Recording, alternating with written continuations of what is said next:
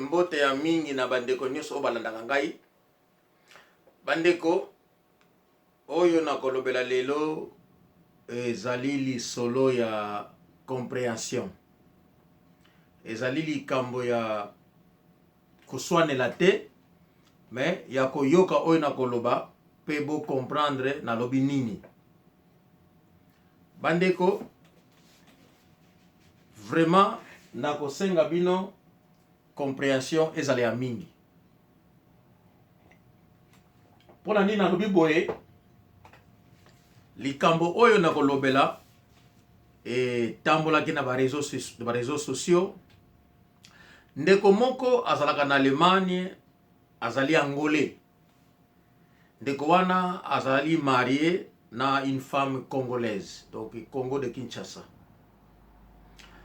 Alors, na yebite, qu'est-ce qui s'est passé? Na yebite.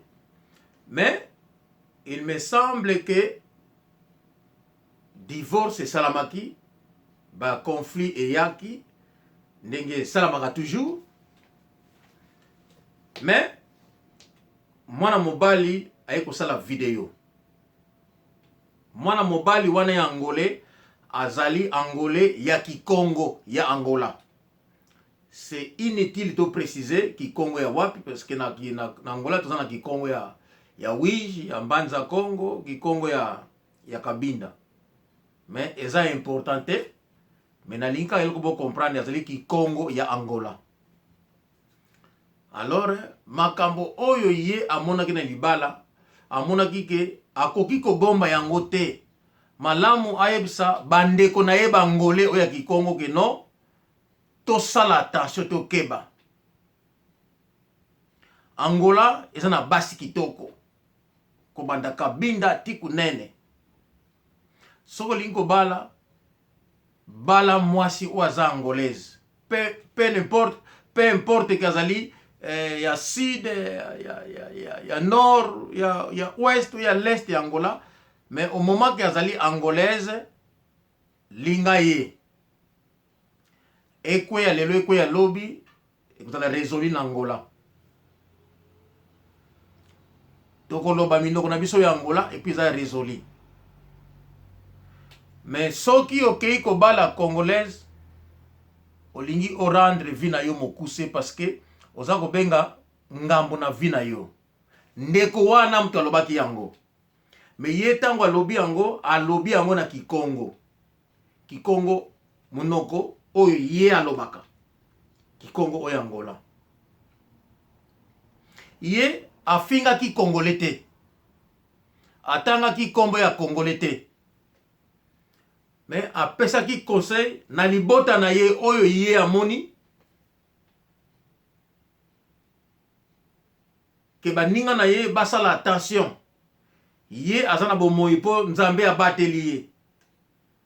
Bato misusu soki basana chance wana te bakozoba AVC, bakozoba stroke, peut-être misusu bakokufa. Ye apesa ki toli na libota na ye. Bandeko tozana poto balobi na biso liberté d'expression. Mais kasi liberté d'expression yango kasi yango na ndeko na sala kite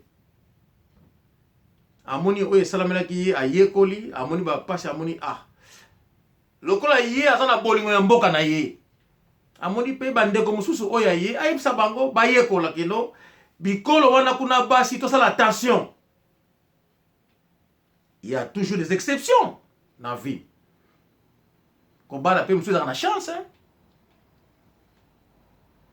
Bamsusu pe babala bango basa ko vivre malamu parce que basi wana peut-être base fondation ya libota na bango zaki ya malamu zaki bien enseigné et basi wana bazali malamu na mibala na mibali na bango soit disant mibali o ya Kikongo ya Angola. Donc bazana bango il y a toujours des exceptions.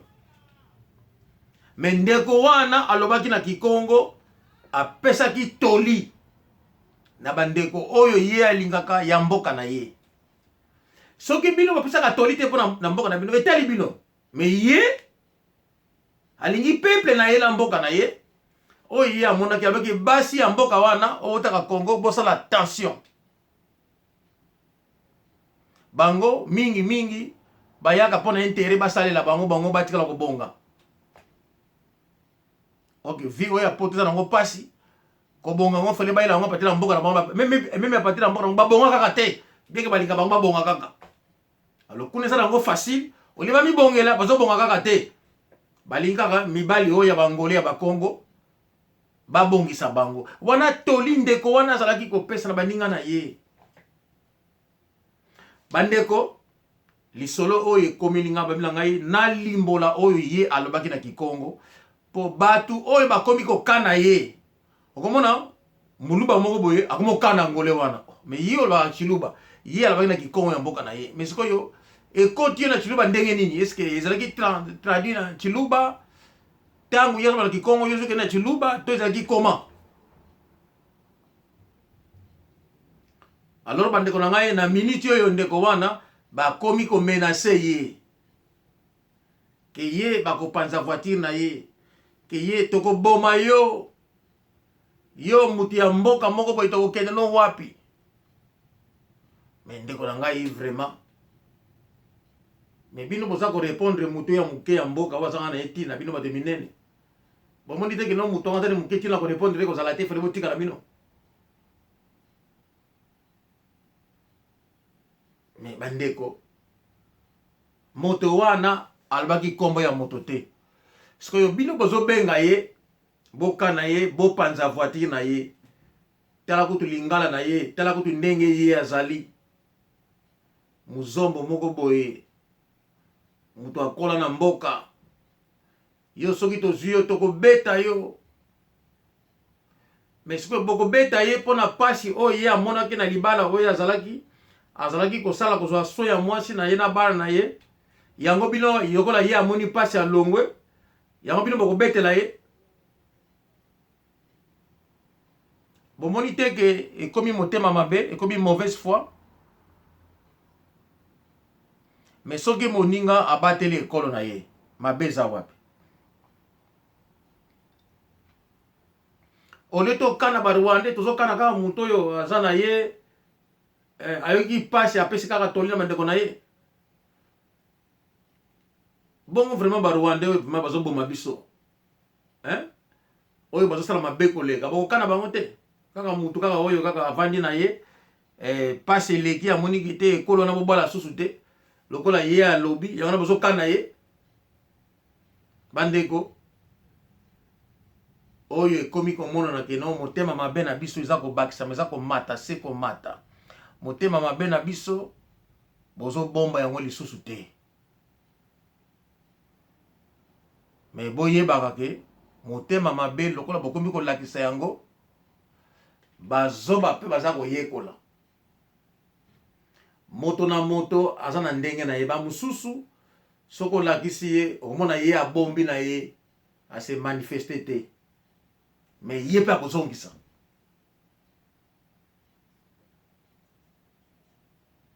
Dernièrement namonaki mutu moko na video oyo ya mwana mwasi soki Sandra soki nani jo moko ayaki wana bito ye poto coloniser bango vraiment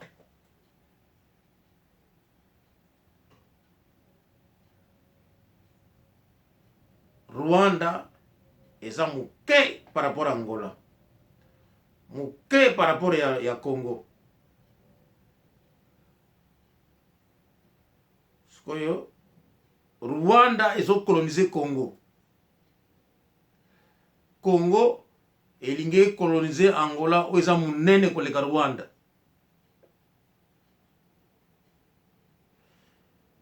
Congolais avant bo coloniser Angola botika nani to beta nani Rwanda soki vraiment bolingi bo coloniser Angola bo pesa nani mwa muke to beta Rwanda botala ndenge to ko beta Rwanda bongo bozwa idée oyo ndenge bo coloniser Angola na pesi kaka mwa idée na ba langage to utilisaka ezali sans réflexion botika nanu Angola abeta nanu Rwanda bozwa mwa idée. Parce que Rwanda azo coloniser Angola, pardon, Congo. Parce que Congo alingi a coloniser Angola. Mais Angola moni kino a beta nan Rwanda bongo kotala muto ayo pa coloniser. Na yebite soki bozwi mwa idée ndenge na lobeli. Peut-être na lobi yango en parabole, mais je pense que l'idée, message est passé. Donc, soyons adultes.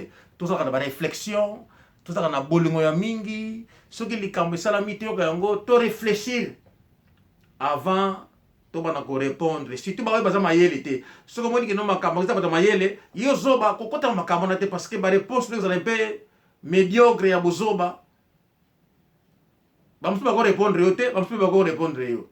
Et ko dépend kaka muto mayele soka tali position na yo a plaire yo o ko pe moya ko sortir ko koma pe muto pe akomela yo. To muto ka répondre ka yo.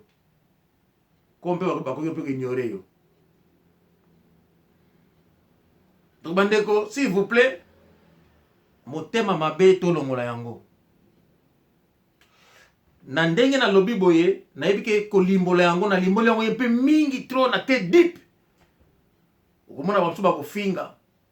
Mais ba oyo bazana bongo ba ko komba ko penga oui type oyo alobi likamoko important. Mingi ba ko répondre wali non ndeko na ngai vraiment merci. Ezaka ka batu moko ya ba oyo ba ko finga boss attendre na réponse na ngate parce que koyate na okoma pe souté. Si tout ce que na monio za idiot moko we na ko répondre te. Mais na sali travail ya ko limbola ki Kongo ndeko wana lobaki. Ndeko wana alingi na ye susu te ke bandeko na ye bakweyaka to alingi te bandeko na ye bakweya na bapashi wana ye auti komona. Donc ye asa na courage na amour ya bandeko na ye. Il s'est levé pour dire ça à son peuple. C'était encouragé, asa brave. Donc asa il faut to féliciter. Na ndimite ke bino boko na courage ya bongo parce que boyoka soni. Mais il y a yoki soni te. Ayebi ke akoluka mwasi mususu puis a continuer vie na ye. Et congolais on appelle azui o yaki na ngoposa vie na ye continuer bomengo wana ekei. Donc asa na ye reze. Et puis bomengo wana ko kabla wana bandeko mususu o ya ye. Donc il fallait pour se contempler les cinq na bomengo wana ye aye na ngo bosepela. Siko bino ko finga wana mobali wana. Siko awa na komina réflexion nga. Siko mutatikani na pasi atikani loko te bo piye na bino ye bo coloniser déjà. Siko bino bo zu bomengo mais bo se contempler na bomengo wana vraiment na sengo wana. Mais pourquoi bobandi ko kana mwana mobali wana kino yo toko beta yo toko tumba voiture na yo toko sala yo muti mboka ta yo. Et si ka wana ndena comprendre malamu te. Donc c'est que bokabona bango c'est le mot passé. Bon, na yebite bandeko ezalaki kaka likambo oyo nalingaki na lobela nayebi mama na Suisse alobaki na ngai ndeko kiamena tala biso likambo esalami na Suisse awa basi mibale baswani bazalaki bakamaradi makasi soki pe nini eliaki bango bakomi koswana likambo ya nzoto nga na likio na kitoko nga na likio na boye ade kutu nyongo na nga ofuta moninga afuti mbongo nyongo esili nango bakomi kokana na bango mibali baki bakamaradi ekomi ti bakomi na tribunal bandeko na ngai oyo lisolo ya Suisse bakomi na tribunal ekomi ko yo okoyebanga babimi na tribunal bazozonga po bakende ndaku moninga akomi ko filmer moninga na ye akomi ko bango mibale ba congolais kuna na kati ya angolaise azaki na été mbongo baswanelaki mbongo yango eutaki mpe angola te conflit yango ezalaki mpe na rien à voir na angola bango mibale mpe baza mpe na rien à voir na angola baza bacongolaise bandeko bolondanga malamu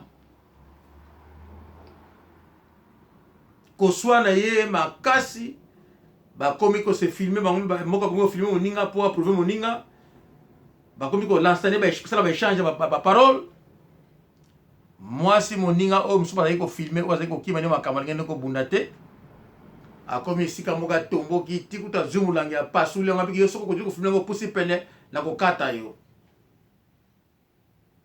ndeko na ngai échange ya baparole ye makasi yo niama oyo yo tala pamba tala kutu oza kitoko te alonga kuna na leki yo na tai tala boya tala ye kuna makolo lokola muzombo etamboli lokola muzombo na bakoswana na bango mibale baza bacongolaise na koswana na bango mbongo ya kodefa nyango wana euteki na angola te kikamarade na bango ebandelaki na angola te kaka bango mibale kaka bato ekolo moko monoko moko ndeko na ngai ekomi suka nango tala ye kuna atambola lokola muzombo tala kuna ye kuna lokola muzombo bandeko na ngai toyebi kaka kino mbwa azaka na ndenge na ye awa eza mbwa soki batie mbwa na ngulu okoyeba kino oyo aza ngulu oyo eza mbwa parce que baza na ndenge na bango ya kimbwa na ndenge na bango ya kingulu donc muzombo mpe aza mpe na ndenge na ye ya kimuzombo nayebaki yango te mokili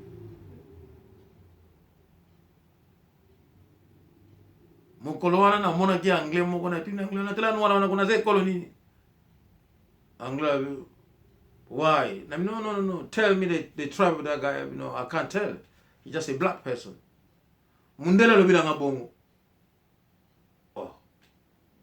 ozomona ekolo na ye to te namoni kaza mutu mwindo nayebi te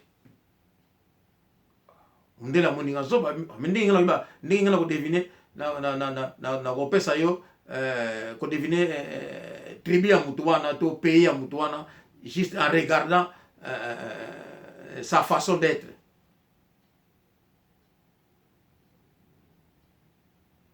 et na comprendre que mundele amoninga zoba parce que ezaki question moko banal quoi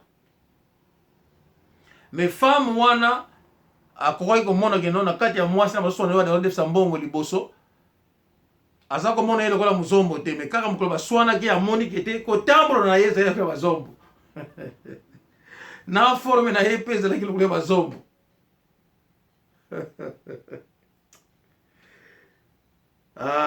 mokili eza na makambo mingi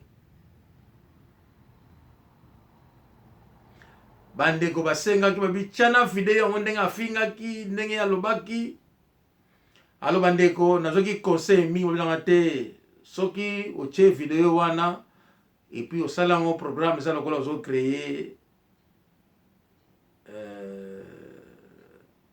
conflit entre peuple wana abilanga tina moko otia ba video wana eza te mais pesela yango toli pesela yango toli lobela yango kaka yango na bamoni kino naumeli mpona koloba likambo yango parce que oyo tolobaka mingi tolingaka mpe tozwa toli ya bamikolo mpo tokoze ba séparation te badivergence te tokoze ba conflit te ose ya bato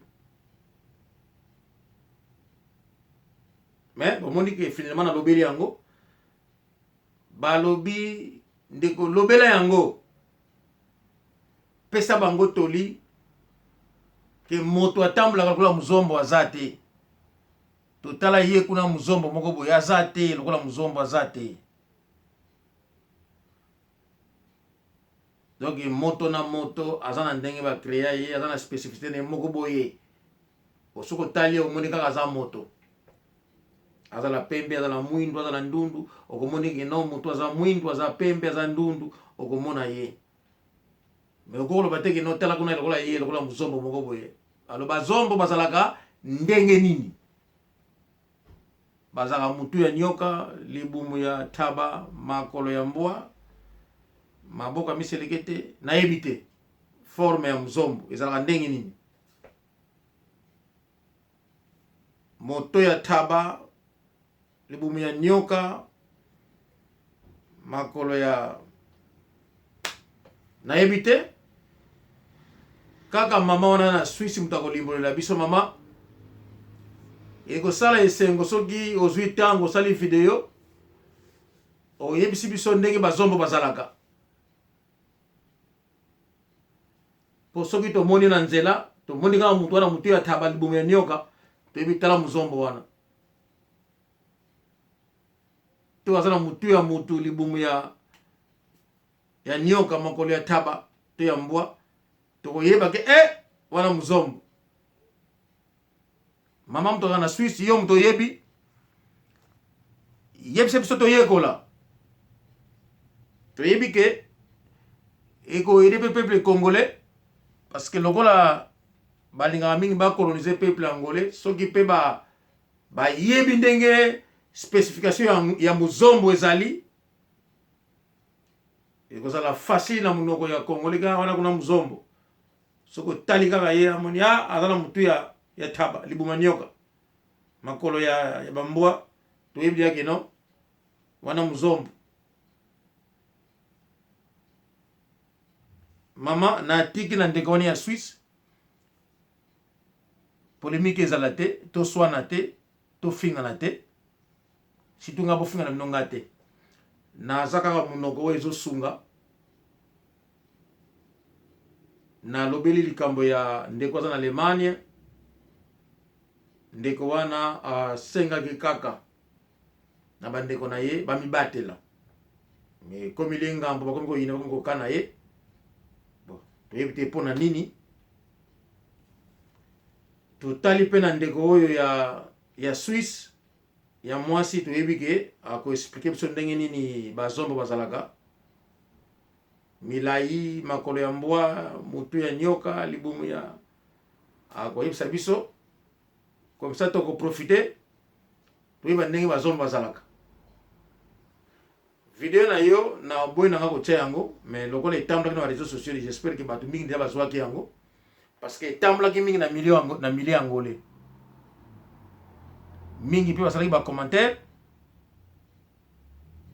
mais vie eza bongo bandeko na suki awa ezali bonne année lelo le 2 j'espère que mbula oyo tokochange bizaleli vraiment baconseil na ngai ezali basé mingi na bizaleli ezaleli yango moto ezokabola biso ezaleli yango moto ezobendela biso mindondo soki tozokomprendre te soki omoni moninga mosusu aboyi yo ayini yo te mpo oza pembe koleka ye mais azoyina mingi bizaleli na yo comportement na yo oyo oza koaffiche vis-à-vis ya daily life vis-à-vis na etambole na yo na baninga yo oza na bango alors soki comportement wana eza ya mabe e omoni ke moto bandi koseloigne na yo moto akomi koyina yo mpe moto wana ako accepte yo lisusu te donc bizaleli oyo tozali koaffiche eza kosenga keno bato babanda koyina bino baaccepte bino lisusu te alors boyebaka keno soki moto aza koaccepte lisusu te soki moto wana komi impatient lobi moto wana akose manifeste akoyeba te sika akoya na munduki akoya na machete mpo ozoderange bandeko pardon na suki awa conseil na nga na pese na suka j'espère vous comprendre nango likambo ya comportement